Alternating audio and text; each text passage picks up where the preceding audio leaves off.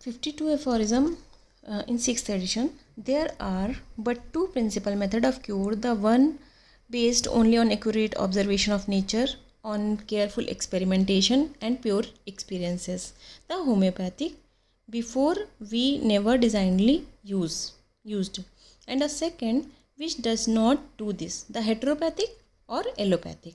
तो दो principal method है क्योर के। पहला जो है वो बेस्ड है एक्यूरेट ऑब्जर्वेशन ऑफ नेचर के को ऑब्जर्व किया गया है उसमें, ऑन केयरफुल एक्सपेरिमेंटेशन, उस पर बहुत सारे एक्सपेरिमेंट भी किए गए, एंड प्योर एक्सपीरियंस, और एक्सपीरियंस में भी देखने को मिला है, वो है होम्योपैथिक सिस्टम ऑफ मेडिसिन, जिसको हैनीमैन से पहले भी जानते थे लोग, लेकिन यूज़ नहीं किया था कभी उसको क्योर करने के लिए। And a second which does not do this, और दूसरा जो ऐसा नहीं करता है वो है हेट्रोपैथिक और allopathic system of medicine. Each oppose the other, ये दोनों ही एक दूसरे को अपोज करते हैं। And only he who does not know either, और वो पर्सन जो इन दोनों में से किसी को भी नहीं जानता है, ना होम्योपैथी को और ना एलोपैथी को, कैन होल्ड द डिल्यूजन, उससे क्या डिल्यूजन होता है, that they can ever approach each other और इवन बिकम यूनाइटेड, वो एक दूसरे इन दोनों को एक साथ ला सकता है, इन दोनों को यूनाइट कर सकता है, और to make himself so ridiculous, और as to practice at one time homeopathically at another allopathically, और वो एक ही टाइम में होम्योपैथिक दे रहा है, एक टाइम में होम्योपैथिक दे रहा है, एक टाइम में एलोपैथिक दे रहा है। तो according to the pleasure of patient की मर्जी के अकॉर्डिंग, उसको खुश रखने के लिए। A practice which may be called criminal treason, ऐसी प्रैक्टिस को क्या बोलेंगे, क्रिमिनल ट्रेजन है, वो एक अपराध है अगेंस्ट डिवाइन होम्योपैथी के अगेंस्ट ये अपराध है कि एक ही टाइम में एलोपैथिक और होम्योपैथिक मेडिसिन दी जा रही है। अब देखते हैं 52 aphorism in 5th edition. Surely no intelligent physician after these examples as clear as daylight can ever go on in the old ordinary system of medicine attacking the body as has hitherto been done in its least disease part with allopathic medicine that have no direct pathical homeopathic relation to the disease to be cured with purgatives, counter irritants and derivatives etc. अब कोई भी intelligent physician इतना सब कुछ जान लेने के बाद भी, जो कि डे लाइट की तरह क्लियर है, ऑर्डिनरी होम्योपैथिक सिस्टम में मेडिसिन को यूज़ नहीं करेगा, जो कि क्या करता है, जैसा कि अभी तक होता आ रहा था, हिदरटू बीन डन, जो अभी तक होता आ रहा था, जो ये सिस्टम होता है ऑर्डिनरी सिस्टम ऑफ मेडिसिन, मतलब ऑर्डिनरी सिस्टम ऑफ मेडिसिन से मतलब है एलोपैथिक सिस्टम ऑफ मेडिसिन, जो कि अटैक कर रहा है बॉडी को, कहाँ पे, लीस्ट डिजीज़ पार्ट को अटैक कर रहा है अगर एलोपैथिक मेडिसिन दी गई है, that have no direct pathical homeopathic relationship to the disease, जिसका कोई डायरेक्ट रिलेशनशिप ही नहीं है। जैसे होम्योपैथी में एक रिलेशनशिप होता है सिमिलर, यहाँ पे होम्योपैथिक मतलब है सिमिलर रिलेशन, और इनका एलोपैथी का क्या है, डिसिमिलर, मतलब कोई रिलेशनशिप नहीं होता है, डिजीज़ जहाँ पे है उस पार्ट से कोई मतलब ही नहीं होता है, वो कहीं और ही जाके अटैक करती है, to the disease to be cured with purgative. और कैसे क्योर करते हैं, जैसे कि मैंने बताया था 39 एफोरिज्म में कि इच को सही करने के लिए परगेटिव दे रहे थे, है ना, तो इच थोड़े टाइम के लिए, क्योंकि परगेटिव स्ट्रॉन्गर हो गई तो इच थोड़े टाइम के लिए सस्पेंड हो जाएगी, तो उसको लगता है पेशेंट को कि आराम मिल गया है। काउंटर इरिटेंट्स, किसी को कहीं पे इरिटेशन हो रही, कहीं इन्फ्लेमेशन है, उसको क्या करेंगे कि कहीं दूसरी जगह पे इन्फ्लेमेशन कॉज कर देंगे, तो जो पहला वाला पार्ट है उसमें उसको आराम मिलेगा, उसको लग रहा है कि क्योर हो गया, सही हो गया। Derivatives, drying of blood fluid etcetera, इस तरह से ये देते हैं एलोपैथिक प्रैक्टिस जो होती है। And thus at the sacrifice of patient strength, इस तरह क्या होगा, पेशेंट की स्ट्रेंथ सेक्रीफाइस होगी, inducing a morbid state quite heterogeneous and dissimilar to the original one. अब कैसी मॉर्बिड स्टेज डेवलप होगी, कैसी डिजीज स्टेज डेवलप होगी, जो कि हेट्रोपैथिक होगी, मतलब डिसिमिलर होगी, जिसकी कोई सिमिलैरिटी ही नहीं है ओरिजिनल डिजीज़ से। To ruin the his constitution, उसके कॉन्स्टिट्यूशन को ये रियून करेगा, उसका फिजिकल मेकअप जो है, जो मेंटल और फिजिकल मिलकर बनाते हैं कॉन्स्टिट्यूशन किसी पर्सन का, उसको ये रियून कर देगा, उसको डिस्ट्रॉय करेगा, डिस्ट्रक्शन करेगा उसको। by large dose of mixture of medicine generally of unknown qualities the employment of which can have no other result as is demonstrated by the eternal law of nature in the above and all other cases in the world. जैसा कि हम सारे cases में देखते आ रहे हैं, cases in the world देखने को जो मिला है, इनका क्या होगा, medicine are generally unknown qualities, इनकी क्वालिटीज़ का पता नहीं होता और लार्ज डोज देते हैं जब मिक्सचर इनका लार्ज डोज में, तो कोई भी रिजल्ट नहीं हाथ लगता है. Has no other result as is demonstrated in the eternal law of nature. कोई रिजल्ट नहीं देखने को मिलता है, जैसे कि हम बहुत सारे केसेस में देखते चले आ रहे हैं. Which a dissimilar disease is added to the other in the human organism. इससे क्या होगा, बस एक डिसिमिलर डिजीज़ ऐड हो जाएगी ह्यूमन ऑर्गेनिज्म में. For a cure is never there for effected in the disease.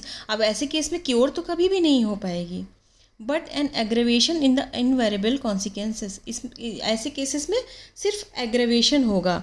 There four it can have no other result than that इधर इस ऐसे केसेस में therefore it can have no other result, कोई result नहीं मिलेगा. Because according to the process of nature described in first, the older disease in the body repel the dissimilar one where with the patient is assailed. The natural disease remain as it was under mild allopathic treatment. जैसा कि मैंने पहली condition बताई थी 36 aphorism में दो dissimilar disease के बारे में, तो उस केस में क्या था कि जो ओल्डर डिजीज़ थी वो स्ट्रॉन्गर थी और न्यू डिजीज़ वीकर थी. अब यहाँ पे क्या बोल रहे हैं कि जैसे नेचुरल डिजीज़ कोई भी जिसको क्रॉनिक डिजीज़ प्रेजेंट है वो स्ट्रॉन्गर है और उनका किससे माइल्ड एलोपैथिक ट्रीटमेंट कर रहे हैं, उनका माइल्ड एलोपैथिक ट्रीटमेंट कर रहे हैं, मतलब ये एक वीकर डिजीज़ है. तो क्या होगा, जो क्रॉनिक डिजीज़ है वो बस इसको रिपेल करती रहेगी, है ना. The natural disease remain as it was. जैसे नेचुरल डिजीज़ थी वो वैसे ही प्रेजेंट रहेगी अंडर माइल्ड एलोपैथिक ट्रीटमेंट, जब तक माइल्ड एलोपैथिक ट्रीटमेंट चल रहा है. Be it ever so long continued the patient become therefore weakened. अब जब ज़्यादा लंबे टाइम तक यूज़ करेंगे तो क्या होगा, पेशेंट वीक हो जाएगा. और because according to the process of nature described in second, the new and stronger disease merely obscure and suspend for a short time the original weaker dissimilar disease by the violent attack on the body with strong allopathic drug, and the original disease seemed to yield for a time to result in at least all its former strength.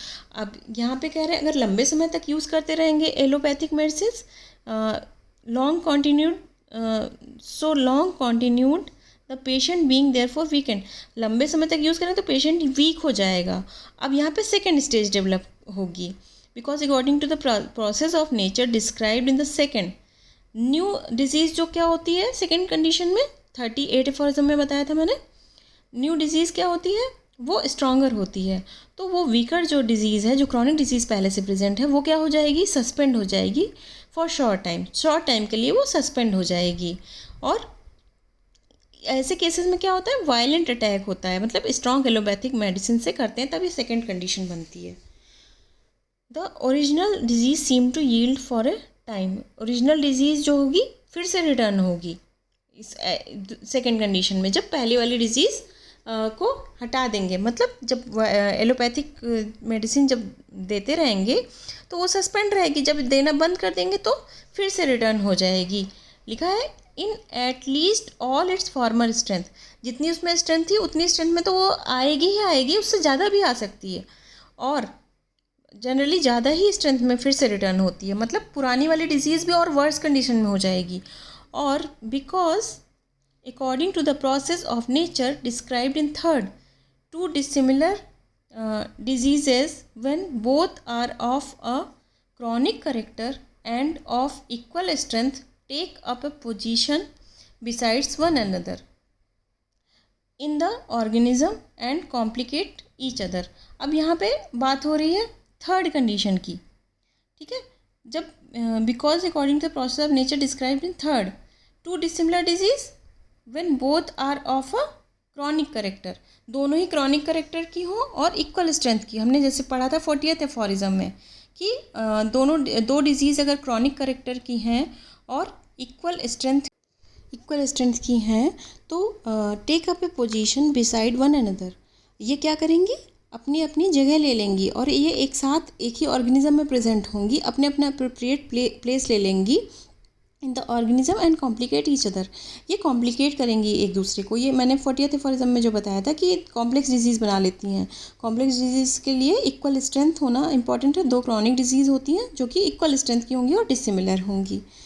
और in those cases in which the physician employs for long time morbid agent opposite and dissimilar to the natural chronic disease and the allopathic medicine in large doses. ये किन cases में complex disease बनेगा, जब long time के लिए employment करते हैं morbid agent opposite and dissimilar to the natural chronic disease, natural chronic disease के against allopathic medicine in large doses. एक तो लार्ज डोजेस में और लॉन्ग टाइम के लिए अगर एम्प्लॉयमेंट करते हैं तो धीरे धीरे क्या होती है, जो पुरानी डिजीज़ होती है, मतलब जो क्रॉनिक डिजीज़ है, वो भी अपने आप को स्ट्रॉन्ग बनाने की कोशिश करेगी। एक स्टेज आएगी कि दोनों इक्वल स्ट्रेंथ के हो जाएंगे और अपना अपना अप्रोप्रिएट प्लेस ले लेंगे।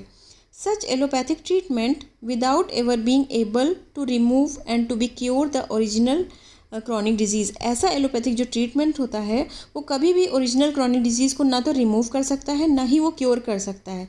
Only develop a new artificial disease, सिर्फ वो क्या करेगा, एक नई आर्टिफिशियल डिजीज़ प्रोड्यूस कर देगा, डेवलप कर देगा। And as daily experiences shows, ऐसे डेली एक्सपीरियंसेस में देखने को मिलता है। Only render the patient much worse and more incurable than before, सिर्फ वो पेशेंट को क्या करता है, ज़्यादा वर्स कर देता है, वर्स कंडीशन कर देता है उसकी, और वो उसको इनक्योरेबल बना देता है।